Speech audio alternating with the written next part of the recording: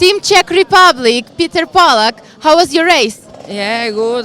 The track here is very good and I happy.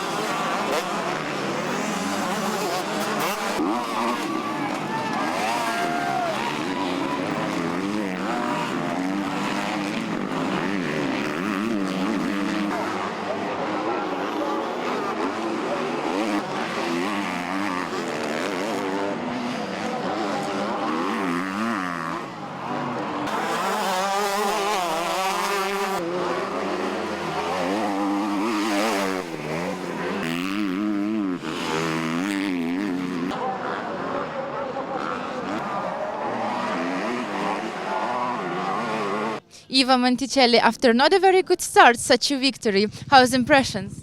I'm really happy because for the team this fourth position is really important. I don't know what he do the other guy, but I think if we do every moto good, we can win this motocross of European nation, and I'm really happy.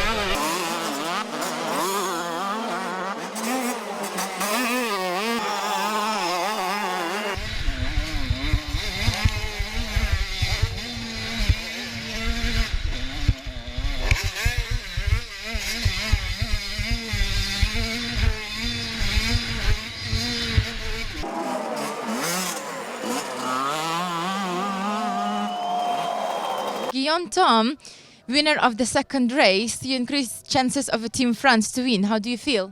Bah, ma manche s'est plutôt bien passée. Je suis parti en tête. Après, je me suis reposé un peu au milieu de manche et j'en ai remis un peu pour le distancer à la fin. Et physiquement, j'étais pas trop mal et la moto était bien.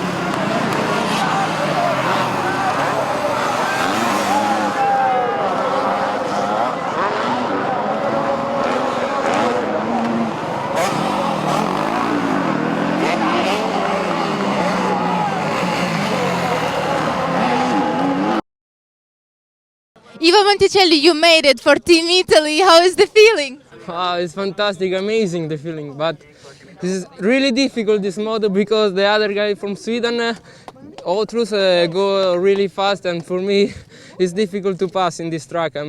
But I win. He stay all time in my back. He push me, but I win, and it's perfect race for the team. And the other guy is fantastic and good, really good. Congratulations.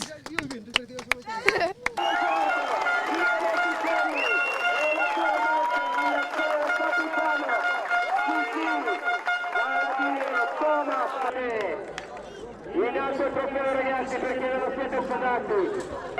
Morgan, lo pianto e quello di Ivo Martuccelli. Nostri ragazzi, Italia, con per tutte le sale.